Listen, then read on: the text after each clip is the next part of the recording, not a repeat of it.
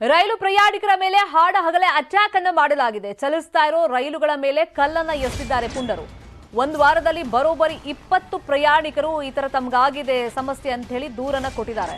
ಒಂದೇ ಭಾರತ್ ರೈಲು, ಪ್ರಶಾಂತಿ ಎಕ್ಸ್‌ಪ್ರೆಸ್ ರೈಲಲ್ಲಿ double decker ರೈಲುಗಳೇ ಕಿಡಿಗೇಡಿಗಳ main target. ರೈಲು ಪ್ರಯಾಣ ಮಾಡುವಾಗ ಈ ಅಪರಿಚಿತರು ಬರೋದು, ಕಲ್ಲನ್ನ ಎಸೆಯೋದು. ಪುಂಡರು ಬಂದು ಮಕ್ಕಳು, ಮಹಿಳೆಯರು ಸೇರಿ ಎಲ್ಲರಿಗೂ ಕಲ್ಲಲ್ಲಿ ಏಟನ್ನ ಕೊಟ್ಟಿದ್ದಾರೆ. ಕಿಟಕಿ ಪಕ್ಕ ಕೂತಿರ್ತಾರಲ್ಲ, ಸಹಜವಾಗಿ ಅವರಿಗೆ ಈ ಕಲ್ಲಿನ ಏಟುಗಳು ಬೀಳುತ್ತೆ, ಕಿಡಿಗೇಡಿಗಳು ಬೀಸಿದಾಗ. ಗಾಯಾಳುಗಳ ದೂರಿನ ಮೇರೆಗೆ ರೈಲ್ವೆ ಪೊಲೀಸರು ಅಲರ್ಟ್ ಆಗಿದ್ದಾರೆ. ಬೆಂಗಳೂರು ಪೂರ್ವ, ಬೈಯಪ್ಪನಹಳ್ಳಿ, ಕೆಆರ್ಪುರಂನಲ್ಲಿ ಭದ್ರತೆಯನ್ನು ಒದಗಿಸಿದ್ದಾರೆ. ನಾಯಂಡಹಳ್ಳಿ, ಯಲಹಂಕ, ಚನ್ನಸಂದ್ರ ಭಾಗದಲ್ಲಿ ಈ ಕಿಡಿಗೇಡಿಗಳಿಗೆ ಹುಡುಕಾಟವನ್ನು ನಡೆಸ್ತಾ ಇದ್ದಾರೆ. ಪ್ರತಿ 3 ಕಿಲೋಮೀಟರ್ಗೆ ಒಬ್ಬ ಪೊಲೀಸರಿಂದ ರೈಲ್ವೆ ಟ್ರ್ಯಾಕ್ ಬೀಟಿಂಗ್ ಕೂಡ ನಡೀತಾ ಇದೆ. ಒಂದು ವಾರದಲ್ಲಿ 20 ಪ್ರಕರಣ ಈಗ ಬೆಳಕಿಗೆ ಬಂದಿರೋದು. ದೂರನ್ನ ಕೊಟ್ಟಿದ್ದಾರೆ. ದೂರು ಕೊಡದೇ ಇರೋರು ಇನ್ನೆಷ್ಟು ಜನ ಇದಾರೋ ಗೊತ್ತಿಲ್ಲ. ಆದ್ರೆ ಚಲಿಸ್ತಿರುವಂತ ರೈಲುಗಳ ಮೇಲೆ ಕಲ್ಲನ್ನ ತೂರ್ತಾರೆ. ಅವಾಗ ಈ ವಿಂಡೋ ಸೈಡ್ ಅಲ್ಲಿ ಕೂತಿರ್ತಾರಲ್ಲ, ಅವ್ರಿಗೆ ತಾಗಿದೆ, ಗಾಯ ಆಗಿದೆ.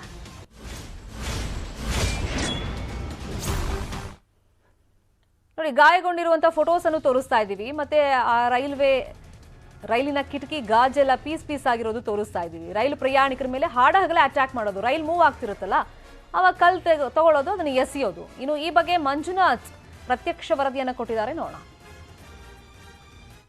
ಬೆಂಗಳೂರಿನಲ್ಲಿ ಟ್ರೈನಲ್ಲಿ ಪ್ರಯಾಣಿಸುವ ಪ್ರಯಾಣಿಕರೇ ಎಚ್ಚರ ಎಚ್ಚರ ಎಚ್ಚರ. ಯಾಕೆ ಅಂತ ಹೇಳಿದ್ರೆ, ನೀವೇ ಒಂದು ವೇಳೆ ಮೊಬೈಲ್ ಅಲ್ಲಿ ಮಾತನಾಡ್ತಾ ಬಾಗ್ಲಲ್ಲಿ ನಿಂತಿದ್ರೆ ಖಂಡಿತವಾಗ್ಲೂ ನಿಮ್ಗೆ ಕಲ್ಲೇಟ್ ಬೀಳುತ್ತೆ.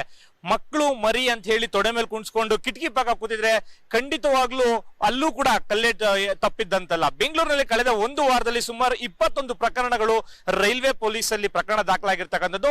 ಈಗೇನ್ ನೀವು ನೋಡ್ತಾ ಇದ್ದೀರಾ ವಿಜುವಲ್ಸ್ ಅಲ್ಲಿ, ಈ ಪೊಲೀಸರು ಈಗೇನ್ ನಿಂತಿದ್ದಾರೆ ಕಂಪ್ಲೀಟ್ ಆಗಿ ನಾನು ನಿಮ್ಗೆ ತೋರಿಸ್ತಾ ಇದ್ದೀನಿ. ಈ ರಸ್ತೆ ಅಂದ್ರೆ ಬೆಂಗಳೂರು ಪೂರ್ವ ರೈಲ್ವೆ ಸ್ಟೇಷನ್ ಏನಿದೆ, ಇಲ್ಲಿಂದ ಬೈಯಪ್ಪನಹಳ್ಳಿ ಆಗಿರ್ಬೋದು, ಬಂಗಾರಪೇಟೆಗೆ ಆಗಿರ್ಬೋದು, ಅಥವಾ ಮೈಸೂರಿಂದ ಬರುವಂತ ಟ್ರೈನ್ಗಳಿಗೆ ಆ ಕಿಡಿಗೇಡಿಗಳು ಕಲ್ಲು ಎಸಿತಾ ಇದ್ದಾರೆ. ಜೊತೆಗೆ ಡೋರ್ ಬಳಿ ನಿಂತಿರ್ತಕ್ಕಂಥ ವ್ಯಕ್ತಿಗಳೇನಿರ್ತಾರೆ, ಪ್ಯಾಸೆಂಜರ್ಸ್, ರೈಲ್ವೆ ಪ್ಯಾಸೆಂಜರ್ಸ್ ಏನಿದ್ದಾರೆ, ಅವ್ರಿಗೆ ಕಲ್ಲುಗಳನ್ನ ಎಸಿತಾ ಇರ್ತಕ್ಕಂಥದ್ದು.